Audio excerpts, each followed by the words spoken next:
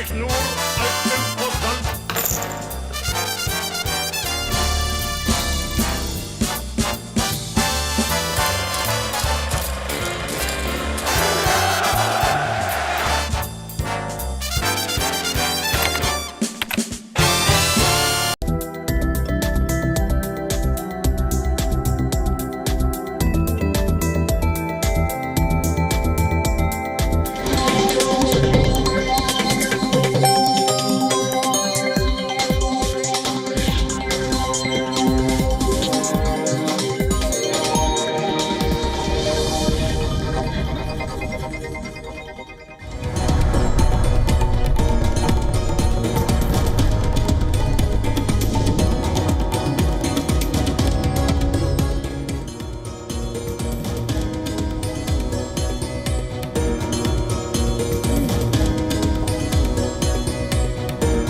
Welcome back, viewers. You're watching Beyond World is One. This is World DNA, the show that gets you ahead of the rest. I'm Shivan Chandna. And I'm Raisha Sehgal. On the show today, Indian Prime Minister Narendra Modi is in Poland on the first leg of his two-nation visit. During his address to the Indian community in Warsaw, Prime Minister Modi lauded the strong partnership between India and Poland in various areas like technology and clean energy. He will later be meeting his Polish counterpart and President Andrzej Duda. We will be tracking all of that on the show today. Also on World DNA, we bring you the latest from day 3 of the Democratic National Convention. The theme today is pegged on how the party's new ticket plans to fight for the freedoms of Americans. Harris running mate Tim Walz is all set to deliver the keynote address as he officially accepts the vice presidential nomination and makes his introduction on the national stage. We bring you the latest on that front and a lot more. Let's start with the headlines. This is World DNA.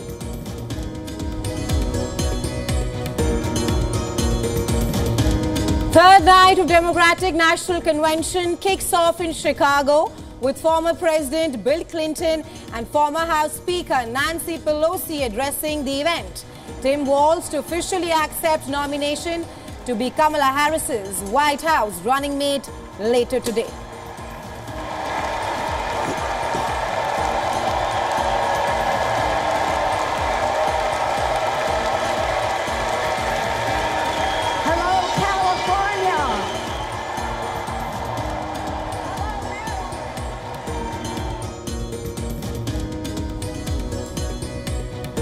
More than 1,000 pro-Palestinian protesters rally at a Chicago park near the venue of Democratic National Convention after 56 demonstrators arrested for violent clashes with police a day before. Resistance against the occupation and colonization.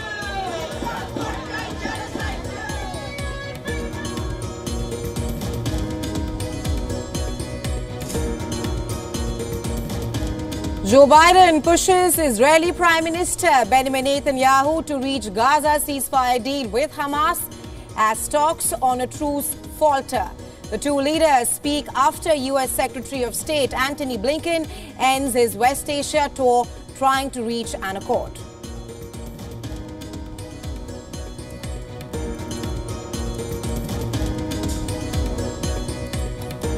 Ukrainian Air Force says it has conducted precision strikes in Glashkovo in Russia's Kursk region.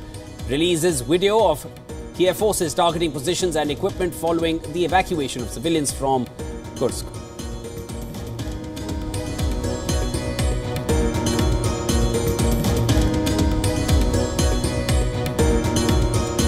In his historic visit to Poland, Indian Prime Minister Narendra Modi will meet his Polish counterpart and President Andrzej Duda later today.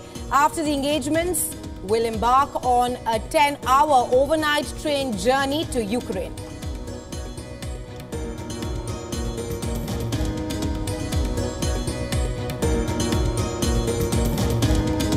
CBI to submit status report to the Supreme Court of India on its investigation into the Kolkata rape and murder case. Probe agency grills former principal of Arjikar Medical College, Sandeep Ghosh, for the 6th straight day.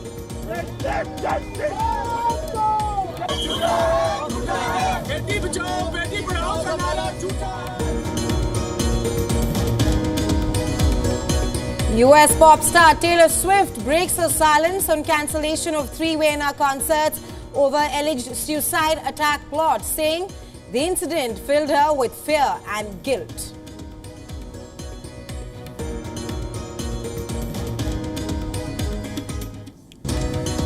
Atletico Madrid unveil their summer signings at the Metropolitan Stadium. Conor Gallagher, Julian Alvarez and others are given a rapturous welcome by the fans.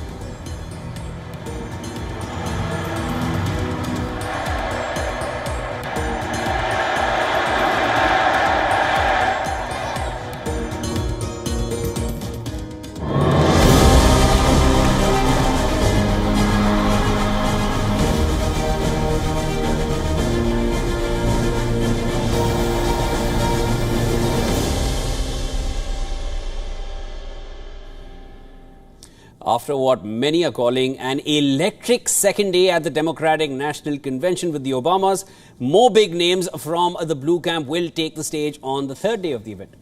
Absolutely, Shivan. Addressing the crowd at the United Center in Chicago, former President Bill Clinton laid out the case for a Kamala Harris presidency. Clinton also took multiple shots at Republican presidential nominee Donald Trump, accusing him of creating chaos. Clinton said, and I quote, "He's still dividing, he's still blaming, he's still belittling other people, he creates chaos and then he sort of curates it as if it were a precious art." Former House of Representatives Speaker Nancy Pelosi also addressed the convention. Pelosi started her speech by thanking Joe Biden and praising his presidency. She then went on to attack Trump, accusing him of trying to steal democracy on the 6th of January 2021. Minnesota Governor Tim Walz, who Kamala Harris has picked as her running mate, will formally accept the vice presidential nomination and address the convention. According to reports, Walz will be introduced by former student Ben Ingman and U.S. Senator Amy Klobuchar. The 60-year-old military veteran got a resounding endorsement from former U.S. President Barack Obama on day 2 of the convention. He knows who he is, and he knows what's important. You can tell those flannel shirts he wears don't come from some political consultant. They come from his closet, and they have been through some stuff.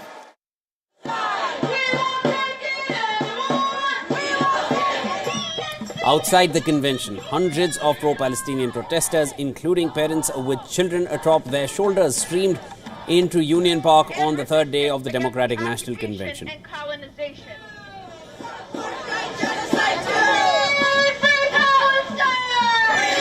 They talk about reproductive. And it came one night after violent clashes between police and demonstrators, which is the night before that led to 56 arrests.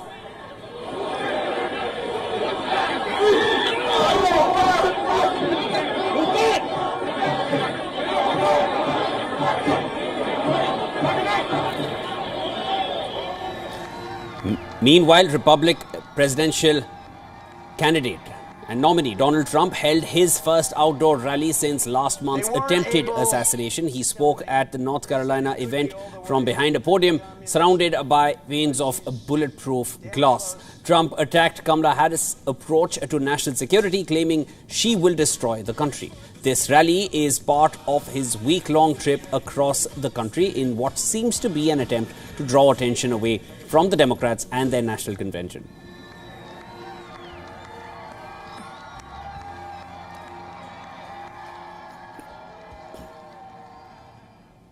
And well, for more on this, we're now being joined by correspondent Susan Tehrani. She's joining us live from New York. Hi, Susan. It is day 3 of the DNC. We saw Nancy Pelosi and Bill Clinton address the gathering there. Harris's running mate, Tim Walz, is expected to deliver his keynote address. Given how historic this race is panning out to be, how do you think his speech today will impact Harris's chances for the White House? And what do you expect from Tim Walz's speech? So Tim Walz is going to be delivering this speech in front of his home state, and he has the largest number of uncommitted delegates than any other state. So his own home state, 11 delegates have decided to vote present and not commit to Kamala Harris and Tim Walz. Part of the reason for that is because they had hoped that they would be more sympathetic to the quote-unquote Palestinian cause. So he has his job cut out for him, but also Tim Walz is not a household name. He doesn't have much of a name recognition, and the amount that he does have, it's only started about 2 weeks ago, 3 weeks ago, less than a month ago. So he's going to have to introduce himself to the American public. He has to portray that image of Midwestern, so-called folksy dad that the Democratic Party wants him to portray. But on the other hand, there are a lot of questions that still remain regarding policy. We're not going to hear about that, but it's going to be very important to see how Tim Walz presents himself and whether or not he will be embraced, not by the Democrats, but by those independent voters and other people who are watching to see who is Tim Walz. Susan, we tracked the Republican National Convention all through those days, and now we're seeing the Democratic National Convention.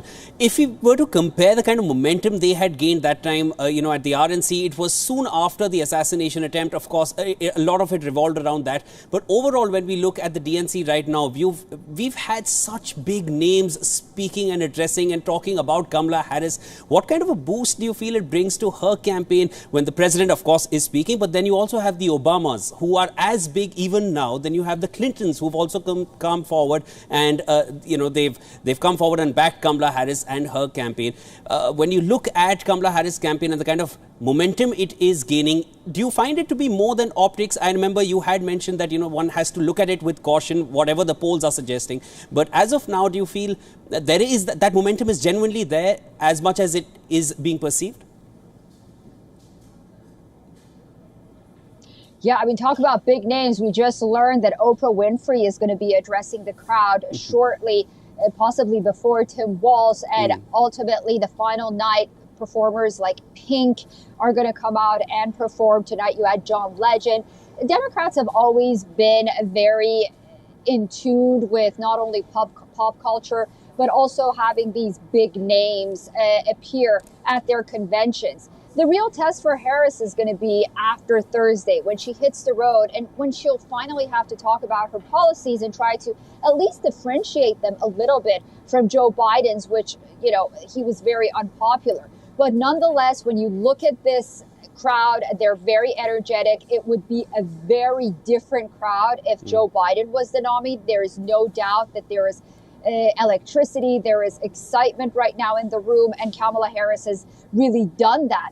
But ultimately, again, I would look at these polls with cautious optimism because these conventions can really be electrifying when they're happening, as was the RNC. Yes. But once these candidates hit the road and once they have to answer those tough questions, that's when we'll really know, how popular each candidate is. But as for now, she's enjoying the ride.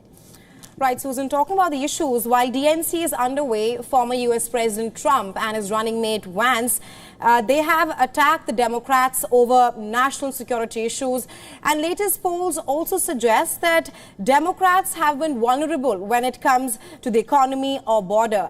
So I want to seek your assessment that what does Harris need to do to prove to Americans that she can perhaps be trusted to handle all these issues? Yeah, regarding the border, she has a very tough job ahead of her. Border security, notably the southern border, is one of the most pressing issues for American voters. Each city right now is a border city with the illegal migrants taking over and the border being open. And Kamala Harris was put in charge by President Joe Biden of the southern border. She never visited the southern border, actually. And, there's this talk about how she was the border czar. Now they're saying she wasn't the border czar, but she was in charge at least to find the root causes of what's happening to the southern border. She was very unsuccessful regarding that. She's trying to portray herself as someone who's going to be tough on crime, tough on the immigration issue. We'll have to see if she'll convince the voters. And then the economy. Today we heard that the Labor Department actually overplayed the jobs report, and it had created almost 1 million less jobs than it reported back in March. This, once again, puts the American voter in a very tough spot, saying that, okay, then I was really feeling the pinch, despite the fact that this administration was telling me that the economy is okay. So she'll have to work on that as well. For now, her economic policies has been criticized across the board, even from the Washington Post and the New York Times, who are usually favorable to Democrats. There is concern about the policies that she's put up front regarding the economy. We'll have to wait and see how she wants to mend that. And, she has to talk to people. At this point, it's only been delegates and surrogates who have been talking on her behalf. Ultimately, she has to come and address the American public. Absolutely. And, as far as Pomp and Show is concerned, they're ticking all the boxes, but it's very soon going to boil down to the real issues, and that's where, the decision is going to be made for the next president of the United States. Thank you so much, Susan, but we are going to come back to you in this next story as well. Stay with us.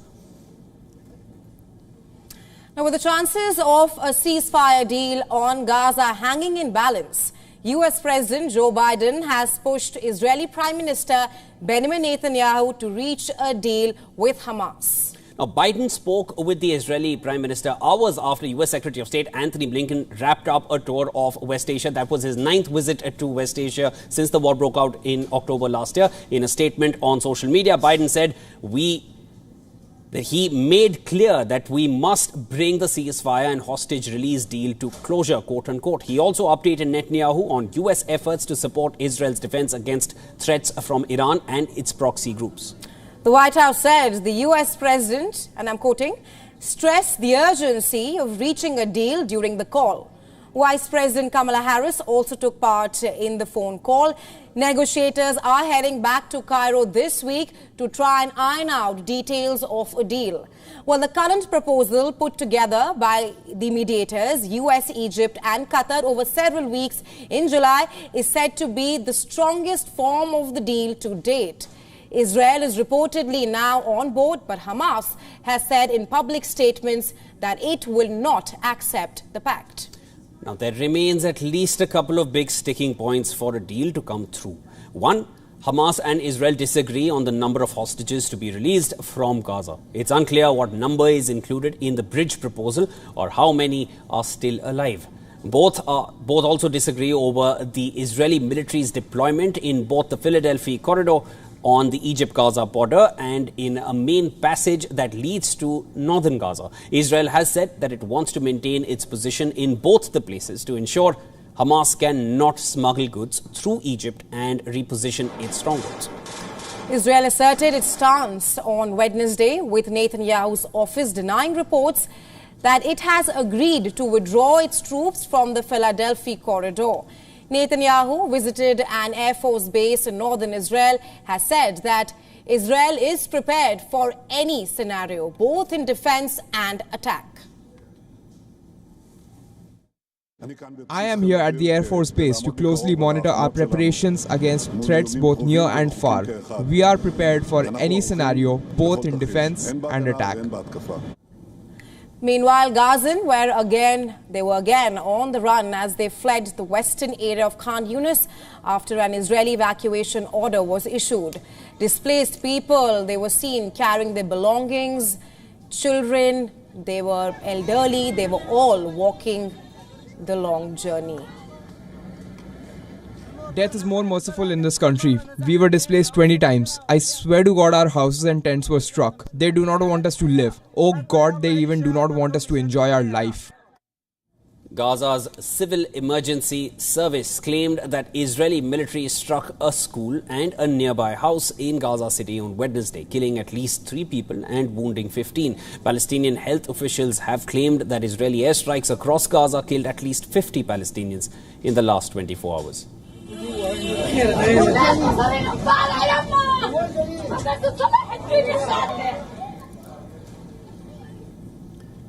All right, for more on this, we're again being joined by Susan Tehrani, our correspondent who joins us from New York. Susan, thanks for staying with us. Even before Anthony Blinken made his visit to West Asia, that was his 9th visit to the region, it was considered that it's going to not reap any kind of results. And now again we're hearing of Biden having this phone call with Netanyahu. again stressing on the fact that, they need to home in on a ceasefire at the earliest. It almost seems as if we've heard it all too many times without reaching any kind of a result. At this point, is there any optimism for arriving at a ceasefire? Because there are enough sticking points between Israel and Hamas yet again. Yeah, as you mentioned, it's going to be very difficult. And also, to really establish this trust between Israel and Hamas, which understandably Israel doesn't have against the militant group. And then the question remains of whether Hamas really does have the intention of releasing these prisoners, because if it does, the hostages, if it does, then, it really doesn't have a bargaining chip moving forward for Gaza. So it's a very tricky situation. We do know that a Middle East envoy, Brett McGurk, and other U.S. officials are heading to Cairo once again this week. But even Anthony Blinken said time is running out. And if the two sides don't agree to what they have in this proposal moving forward this week, they don't have any more eggs in their basket to put forth. And it's unclear what's going to happen. And remember, this is happening at a time when Iran has mentioned that it wants to keep Israel on its feet and is not saying when it's going to retaliate against the assassination of Ismail Haniyeh, Hamas's political leader in Tehran. At this point, Susan, it almost feels as if Iran is gaining more from the anticipation of an attack, which can come at any point, instead of the actual attack as and when it may happen. But of course, again, it's a painful watch and everyone needs to be on their toes in that region. Thank you so much for joining in, Susan, and getting us the latest on that front. In Israel, the military's move to conscript ultra-Orthodox Jews, that has led to demonstrations outside the Israeli military enlistment office in Jerusalem. Ultra-Orthodox Jews, also known as Haredim, are protesting after 3,000 ultra-Orthodox Jews received summons to enlist in the army. Israeli police had to deploy water cannons to disperse the crowd after a scuffle broke out between ultra-Orthodox Jews and the police. Well, 2 years of military duty is compulsory for Israelis before they turn 40. But ultra-Orthodox Jews were given exemption from compulsory service in the Israeli military. And the blanket exemption was lifted after Supreme Court ruling in the month of June. Ultra-Orthodox Jews are now being asked to enlist for the military service. The number of these Jews within Israel has increased over the years. 90% ultra-Orthodox Jews don't enlist for army service amid threats from Iran and its axis of resistance. Along with increasing casualties in Gaza, the pressure is growing for them to enlist for the war effort.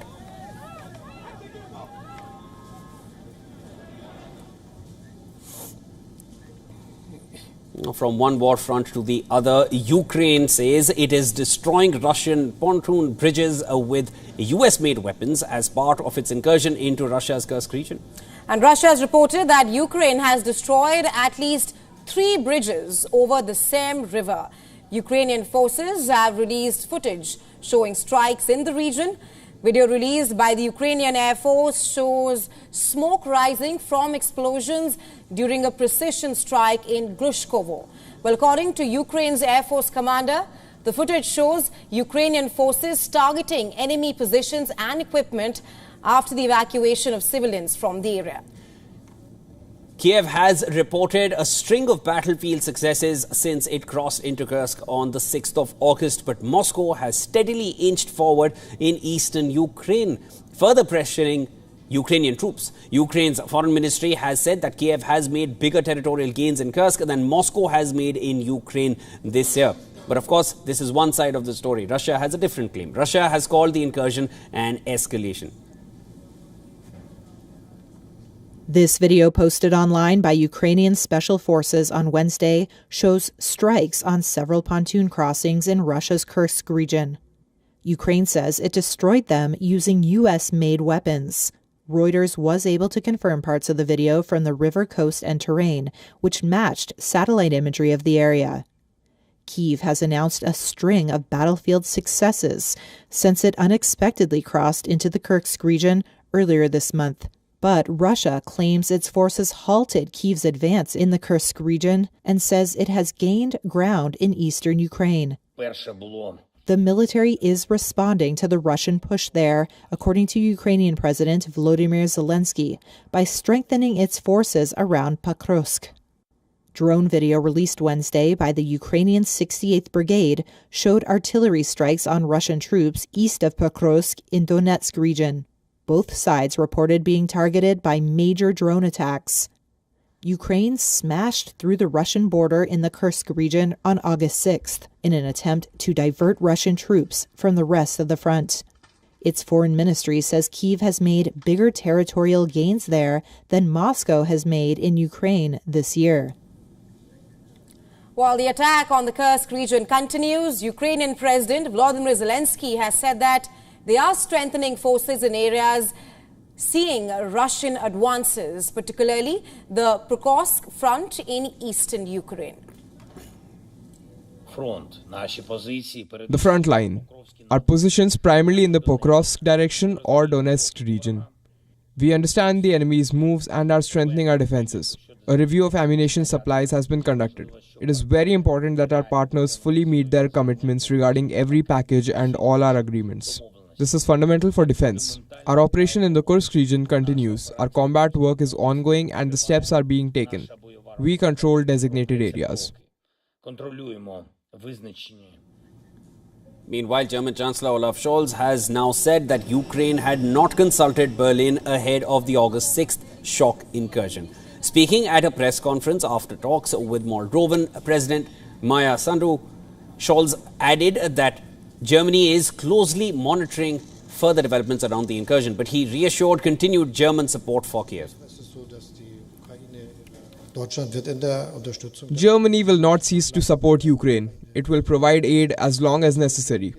We are going to remain the largest national supporter of Ukraine in Europe. Only the United States provide more as a world power. And it's time now for a quick short break, but don't go anywhere. On the other side of World DNA, we'll get you a story of Indian Prime Minister Narendra Modi is currently in Warsaw, making him the first Indian PM to visit Poland in 40 years. Prime Minister Modi will then visit Ukraine. We will get you the full story and details of his two-nation visit right after this quick short break. Also on the other side, we bring you updates from what's happening in the Indian Supreme Court, which is set to resume hearing pleas in the rape and murder case of a trainee doctor at Kolkata's RG Kaur Medical College and Hospital. The Central Bureau of Investigation, the CBI, is also scheduled to submit a report of its probe today. Stay tuned for that complete report. Come right back.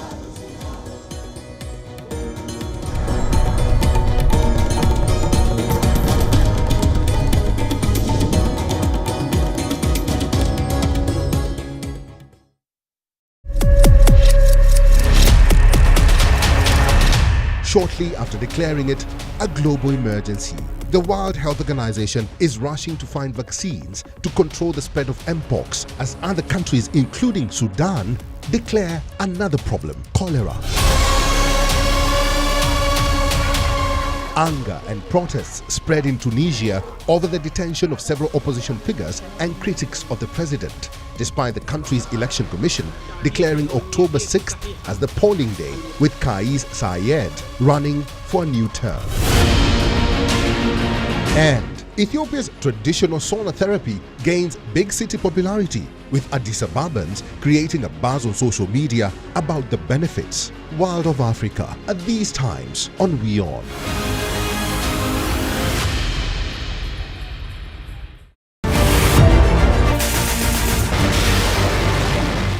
Ukraine's grinding counter-offensive continues. Russia advances in Pokrovsk amid Ukraine's gains. Will Zelensky's buffer zone tactic pay off, or has Ukraine walked into Putin's trap? Continuous coverage on WION.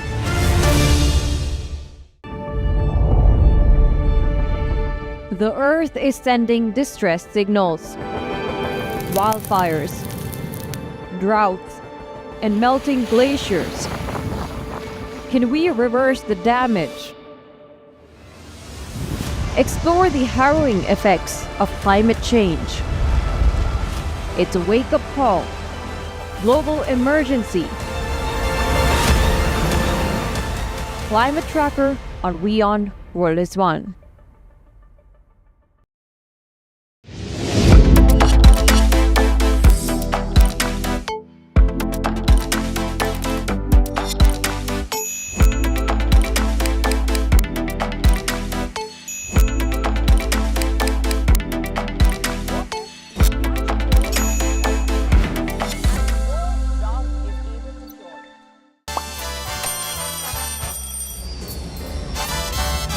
Vielleicht nur als 5%.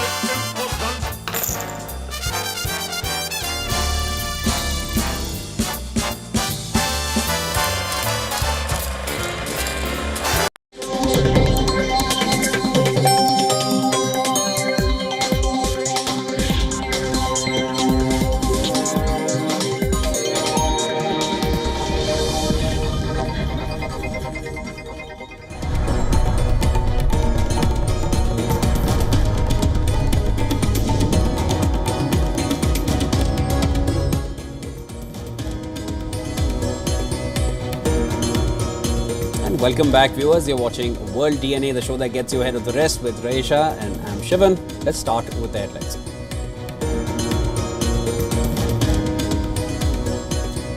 Former President Bill Clinton and former House Speaker Nancy Pelosi slammed Donald Trump at third night of Democratic National Convention in Chicago.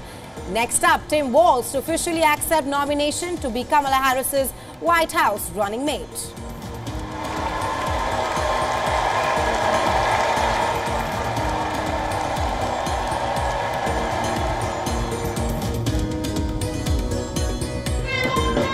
Over 1,000 pro-Palestinian protesters rally at a Chicago park near the venue of Democratic National Convention after 56 demonstrators were arrested for violent clashes with the police just a day prior.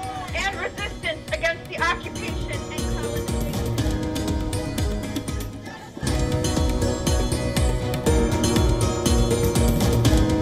Joe Biden pushes Israeli Prime Minister Benjamin Netanyahu to reach a Gaza ceasefire deal with Hamas as talks on a truce falter. The two leaders speak after U.S. Secretary of State Antony Blinken ends his West Asia tour trying to reach an accord.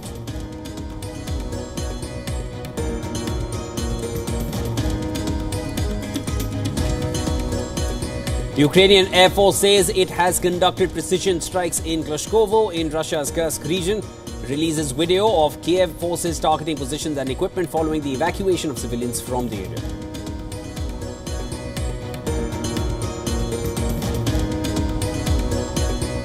ये युद्ध का युग नहीं है।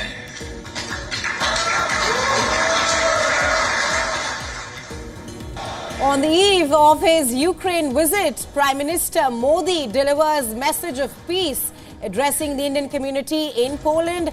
Will meet his Polish counterpart and president later today.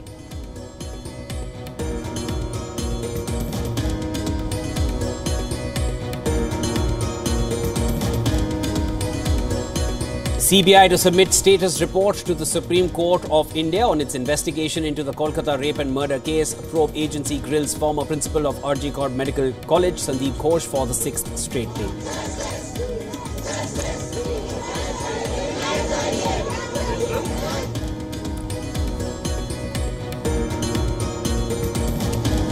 Atletico Madrid unveiled their summer signings at the Metropolitano Stadium.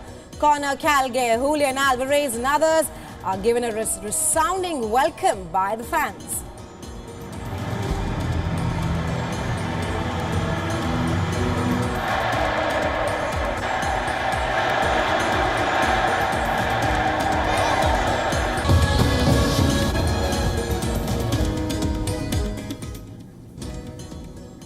Indian Prime Minister Narendra Modi is in Poland on the first leg of his two-nation visit. He was welcomed with special warmth and exuberance by the Indian community. Now, in his address, he thanked the Indian community for their warm welcome and highlighted that this was the first visit by an Indian Prime Minister in the past 45 years to Poland. 45 साल बाद भारत का कोई प्रधानमंत्री Poland आया है।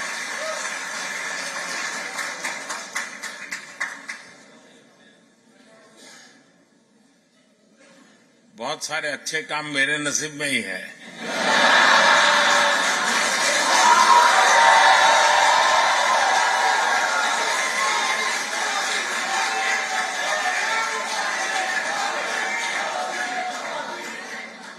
कुछ महीने ही पहले मैं ऑस्ट्रिया गया था।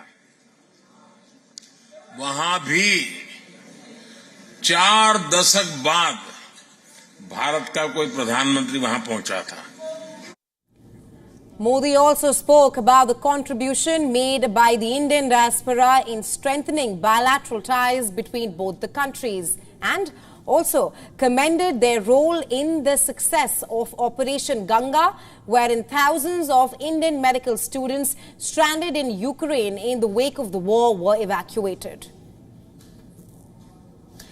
This is not an era of war, reiterated Prime Minister Modi while addressing the Indian community in Poland. Buddha की बात आती है तो जो युद्ध नहीं शांति पर विश्वास करती है।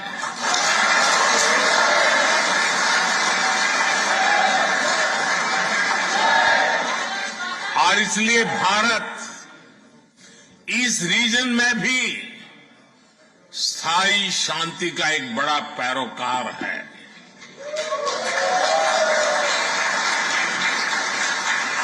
भारत का मत एकदम साफ है,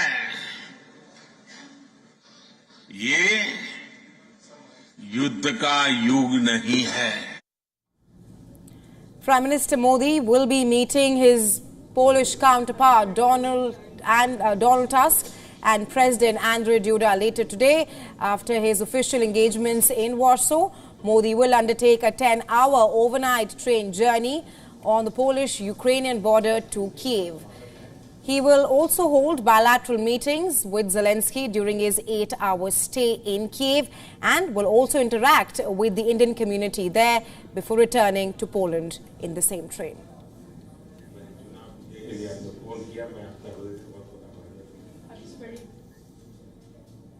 Our principal diplomatic correspondent Siddhant Sibal sends us this report on both halves of the Indian Prime Minister's visit. Listen in. The Indian Prime Minister Narendra Modi's visit to Europe is underway. The Indian Prime Minister, of course, is in Poland.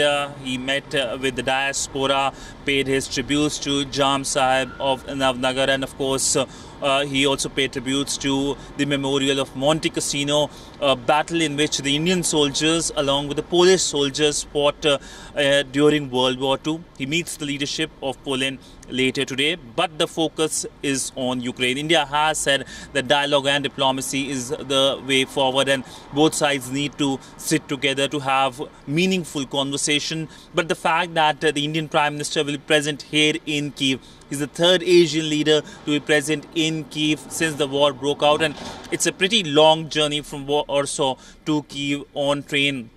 He's traveling miles to come here, even if it's for few hours. It is symbolic in itself and a message in terms of the global community and how India is reaching out to Kyiv in terms of humanitarian efforts and also reconstruction efforts that will take place in the country. With video journalist Neeraj Patel, Siddhant Sibal for WION in Kyiv, Ukraine. India's Supreme Court is set to resume hearing pleas in the rape and murder case of a trainee doctor at Kolkata's R.J. Kar Medical College and Hospital. Well, the Central Bureau of Investigations, the CBI, is also scheduled to submit a report of its probe today. Now, the CBI will present the report to the top court. The court will look at reports by the CBI as well as the West Bengal government to suggest further action.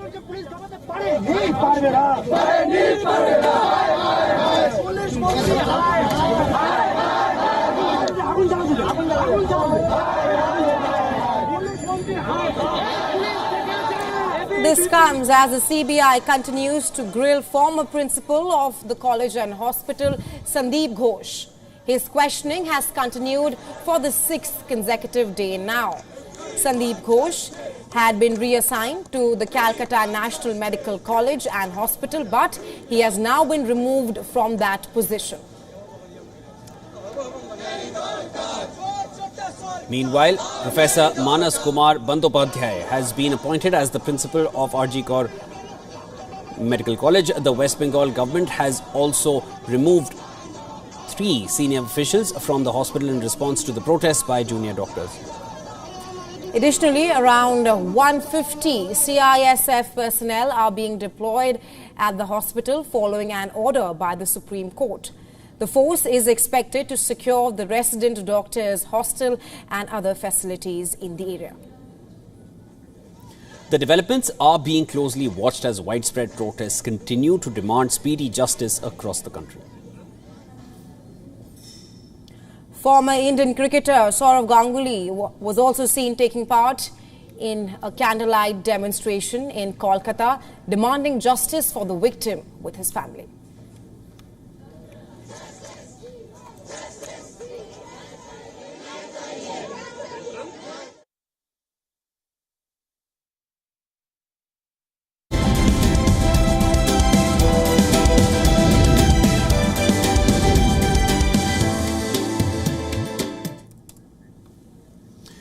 China's investment in manufacturing, infrastructure and real estate has paid off in the past and accelerated growth to unprecedented levels. But as economic growth stalls and the realty sector returns diminish, China is forced to explore new ways to stimulate the economy. Our next report telling you more. China's Premier Li Qiang announced during a cabinet plenary session that the government will focus on boosting consumption to revitalize the slowing economy. In his remarks, Li emphasized the need to increase household income in both rural and urban areas, tailoring support to the specific needs of various groups. The announcement comes as China's economic indicators for July revealed significant challenges. New income prices fell at their fastest rate in 9 years, industrial output slowed and unemployment rose. China's push to stimulate consumption is a strategic pivot. Traditionally, the country has relied heavily on investment, especially in infrastructure and real estate, to drive growth. However, as these sectors face diminishing returns, a shift toward a consumption-driven economy is necessary for sustainable growth.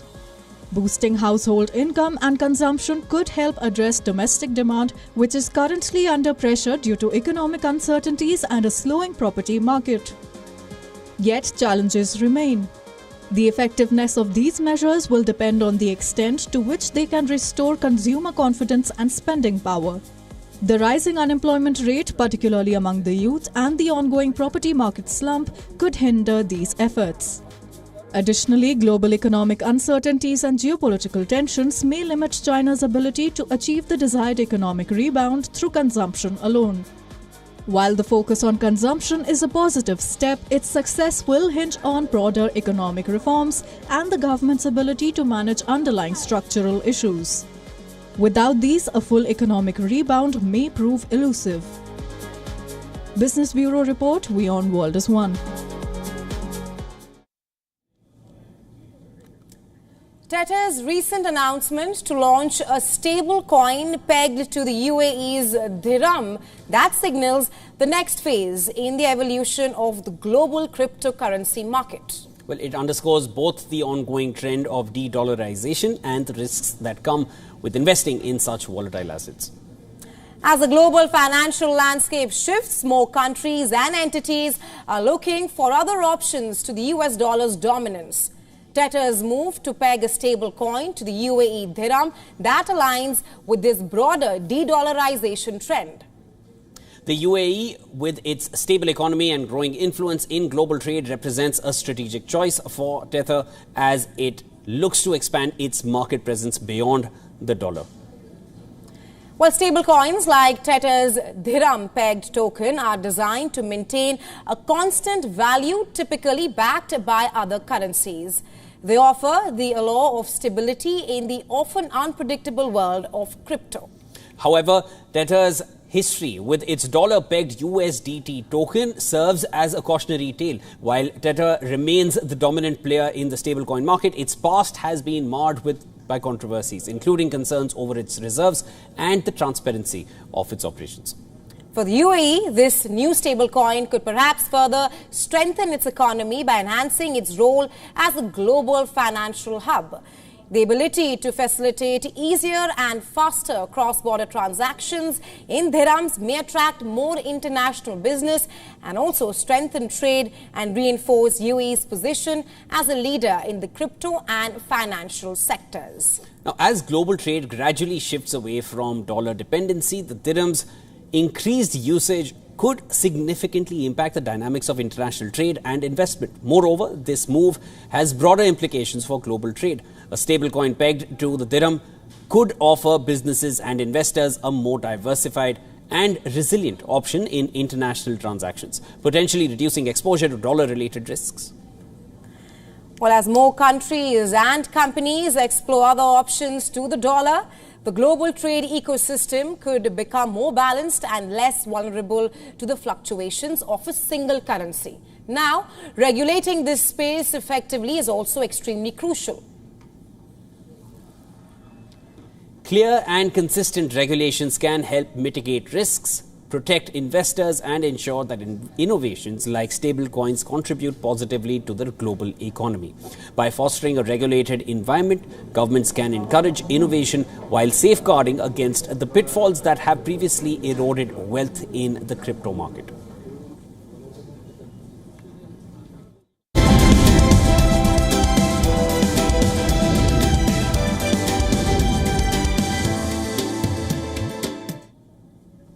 Time now to take a look at all the news coming in from the world of technology. India's Commerce Minister Piyush Goyal has said that the growth of big e-commerce companies such as Amazon and Flipkart that risks putting around millions of small brick stores in the country out of business. Goyal accused the e-commerce companies of pricing practices over the past few years. Companies such as Amazon and Flipkart have perhaps reshaped India's retail landscape, having invested billions of dollars to expand and get consumers to their platforms by offering major discounts. Do note that India prohibits Amazon and Flipkart from stocking goods and selling directly to consumers. They can only operate a marketplace for other sellers to offer goods. However, many Indian retailers, they allege that e-commerce platforms, they often bypass regulations by using complicated business structures.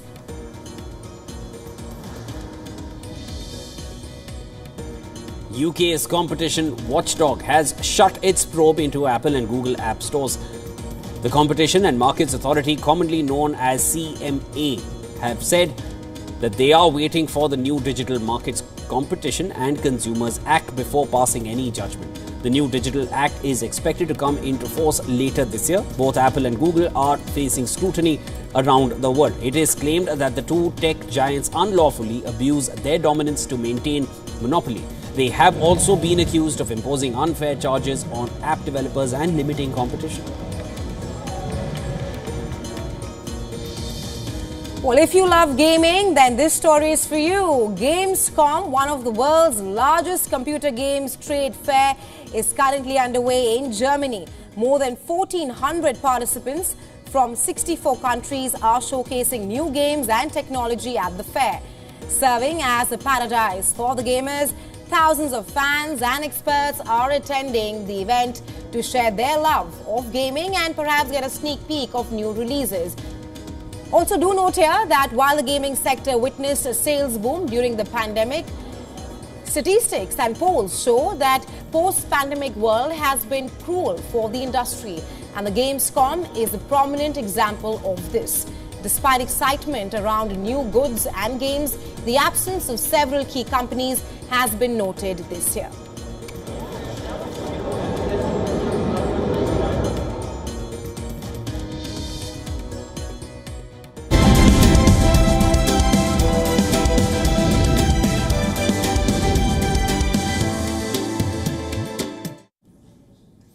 Shifting tracks to golf now. The penultimate event of the FedEx Cup playoffs will begin on Thursday with the BMW Championship taking place in Castle Rock, Colorado. The 50 leading players on the PGA Tour this season will compete in the tournament, with 30 qualifying for next week's Tour Championship. Paris Games bronze medalist Hideki Matsuyama overcame personal strife to win the first event of the FedEx Cup playoffs at St. Jude. Before the tournament, Matsuyama was robbed in London on his way to Memphis. World #1 Olympic champion